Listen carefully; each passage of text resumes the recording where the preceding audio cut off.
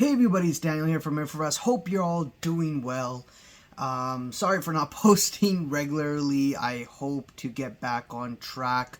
But if I'm not, just know that it could be a month or two or maybe three where I may not be as active on YouTube as I was before. But hopefully that will get better soon. So let's talk about economy, the U.S. economy, the markets, what's been going on. We've got a lot to talk about, especially for this month. We got a lot of U.S. data points that came out that was very interesting. And how the markets reacted was also even more interesting as well. So, like we saw, we got the jobs data that came out in the beginning of the month. Non-farm payrolls came out stronger than expected, right? We also saw this week and also the week before initial jobless claims. The jobless claims numbers looking good, right? We're looking at the jobs data to see if there's any cracks or weaknesses. However, if you do look at the revisions for the non-farm payroll report, right? The non-farm payroll report is a jobs number that comes out the first Friday of every month. It comes out from the government, and they basically tally up and see how many jobs are being created. Is it better than the previous month, and how much has been added and or maybe decreased and so on. So it's a number that is looked at by a lot of traders, investors out there, and this number has been coming in better than expected.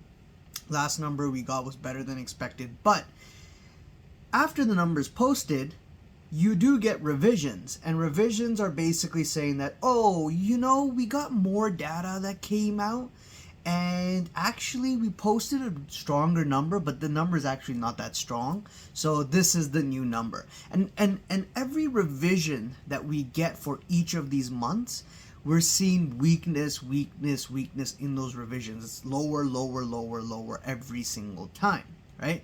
So it makes you think that, there is weakness that we're seeing, but every time that the number is released, it's being shown as it's very strong and everything's positive, right? What's the true story behind all of this? When you look at the household survey, you don't really see that strong, resilient growth like how maybe the establishment survey might be showing, or how, the headline number that the media likes to report might be showing. But what does this all mean in terms of the markets, how the markets are taking it? Well, let's talk about more data points here before I get to that. We saw the ISM number, right? The ISM survey number, also not so bad. The employment component, better than expected. Yes, there's weakness in the ISM, which basically gives you a gauge of how the economy is doing. It's basically telling us that there is weakness in the economy, but not so bad, right? Okay, then afterwards we get the inflation data, CPI data, right?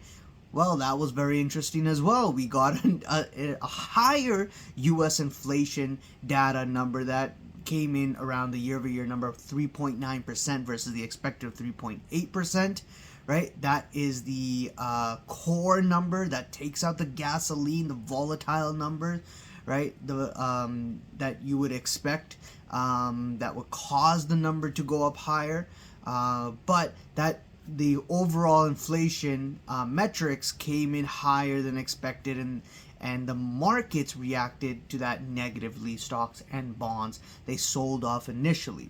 But what was very interesting to see on that trading day was you had a sell-off, then a pick back up all the way back to where it sold off, and then it sold off for the rest of the day, and then at the later half of the day went right back where it was. There was all kinds of yo-yo action in the stock market, and the bond market, on the other hand, also shrugged it off, the higher CPI inflation number, after selling off at 8:30 a.m. when the number came out, right? So it makes you think, what does this mean, right? Why is the markets reacting to this or brushing it off? What else can we get from this? Well, let's also look at the retail sales that we got recently.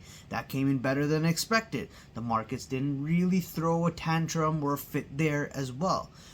And just recently, we got also the initial jobless claims, which came in better than expected, showing strength. So overall, the US data that we got for January is looking like I've been talking about, soft landing, right? Soft landing data. Everyone keeps talking about soft landing. The economy's fine. Look, strength. Strength in the ISM, strength in the jobs, strength in the employment. Nothing's breaking. Everything's fine. Oh, CPI came in a little bit hotter. Yeah, that's a little bit worrisome, right? But then let's ignore it because then the economy is doing fine, right? So now, what does this all mean in terms of the rate cuts? Weren't we expecting rate cuts in March? In March of this year, right? And the probabilities of a rate cut back in December or the start of January, let's say January 1st, the probability was 70% chance the US is going to get a rate cut in March. That number has dropped to about now 55%, right? 55 to 60% around there. So the expectations of a rate cut is starting to slim down for March. Now, what will cause the number, the probability, the expectation to drop further? Even lower, even though 55 to 60% is still higher. It would be the Fed talk and the FOMC meeting that comes out. Now, if I just quickly try to look here, I believe the next FOMC meeting is coming up on January 31st. So today is January 18th, right? We're about 2 weeks away from the Fed meeting. Now, January 31st is going to be very important. Don't expect rate cuts on that day. Don't expect rate hikes on that day. The expectation is to understand from the Fed, the market's pricing in about 55% probability of a rate cut in March. The markets think you're going to cut rates more than what the Fed penciled in, about 3 rate cuts this year. We heard from some Fed members also say that rate cuts are actually going to happen closer to the end of the year, but the markets are not buying that.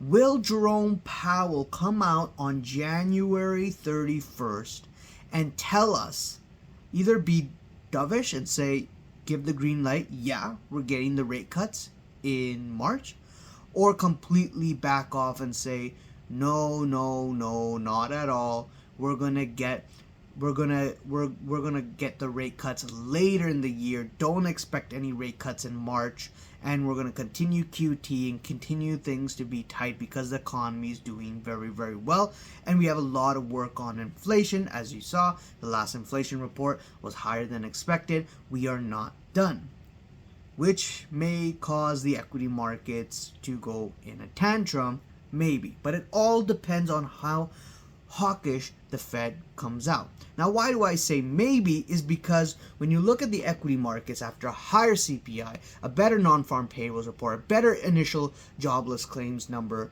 right? ISM was also not so bad. The equity markets are shrugging it off. Every time, when you look at NASDAQ and when you look at S&P 500, every time it sells off, the dip is being bought. The dip is being bought every single time here.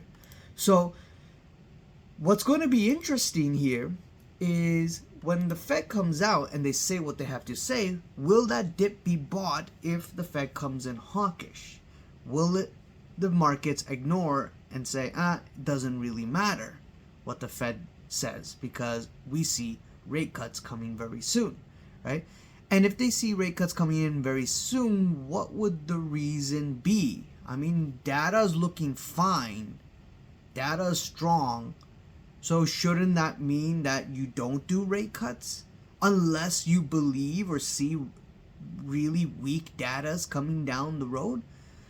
Which is what is expected. which is expected for the year of 2024, we can expect data to continue to deteriorate. But it all depends on how this all plays out, what the Fed says, and if the data does continue to deteriorate, then sure, you might get those rate cuts and maybe the euphoria in the equity markets back all over again. So it's going to be very interesting. I think the 31st of January is going to be very important. We want to hear what the Fed has to say. I hope the Fed gives us some information, some clue of where things are going, because the stock market and the bond market are in their own world and doing their own thing, right? So, and the pricing is just very vastly different than what some of the Fed officials have been saying. So it'll be very interesting to see how these data points come out. And I think, gun to my head, I think that we could see the data points and the growth continue to, or eventually in this year, deteriorate. And the biggest thing is, what is it that's going to also cause those jobs numbers to really crunch up and drop, right? We still haven't seen the jobs number, the weakness in it. Remember, the Fed has a dual mandate, inflation and jobs. Jobs is doing well in terms of one of the mandates for the Fed, but inflation is not. They got to keep attacking it. So until the jobs really deteriorate and the unemployment rate skyrockets, then you could expect the Fed to really intervene and start doing some sort of rate cuts or some sort of easing in this in their monetary policy tools. And we'll have to see again, how the stock market reacts to all of that, right? And again, rumors are, we've seen the signs before as well. Commercial real estate, loans, all of these debt that's coming due for 2024. Could all of this create a big black swan event that causes the equity markets to really drop like a rock? We'll see. Let me know what you guys think. Leave a comment below, subscribe, hit the like button, bell icon to be notified of the next video, and I'll see you guys around. Cheers, bye.